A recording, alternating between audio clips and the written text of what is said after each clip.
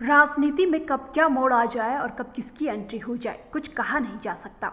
ऐसा ही कुछ आजकल उत्तराखंड की राजनीति में देखने को मिल रहा है। दरअसल उत्तराखंड की पॉलिटिक्स में अचानक गधे की एंट्री हुई है।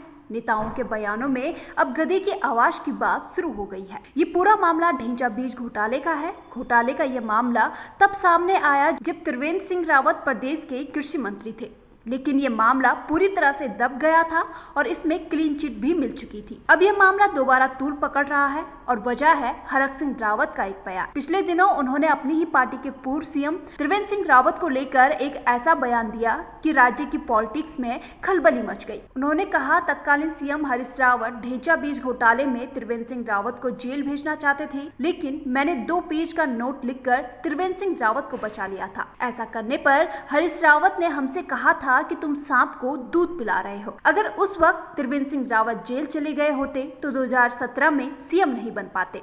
वहीं जब त्रिवेंद्र सिंह रावत से मीडिया ने सवाल किया कि हरक सिंह रावत के बयान में कितनी सच्चाई है, तो उन्होंने कहा, हमारे यहाँ बोलते हैं कि गधा जो होता है ढेंचा ढेंचा करता है। इसके बाद उनका एक और बयान आया जिसमें उन्होंने और ज्यादा कटाक्ष किया। हरक सिंह रावत विद्वान व्यक्ति है, जिसमें उन्होंने और ज्यादा कटाक्ष किया और कहा, हरक सिंह रावत विद्वान व्यक्ति है। उन्होंने हजारों बच्चों को पढ़ाया, संस्कारित किया, शिक्षित किया। उनका चरित्र बहुत उज्जवल रहा है। चाहे आर्थिक हो, नैतिक हो, व्यक्तिगत हो, सारी दुनिया जानती है। उनकी श्रेष्ठता को प्रणाम करता हूँ। जिसके बाद हरक सिंह रावत ने त्रिवेंद्र सिंह रावत को जवाब देकर कहा कि हमेशा इस बात का ध्यान रखना चाहिए कि जिनके घर कांच के होते हैं वे दूसरों के घरों में पत्थर नहीं फेंका करते। यहीं से संशय पैदा होता है कि बीजेपी सरकार में मंत्री रहते हुए भी हरक सिंह रावत जिस तरह से त्रिवेंद्र सिंह रावत को अपने निशाने पर ले आए हैं, यह अकेली उनकी हिम्मत है या उन्हें बीजेपी से ही कहीं से ताकत मिल रही है। राज्य के चुनाव से महज 6 महीने पहले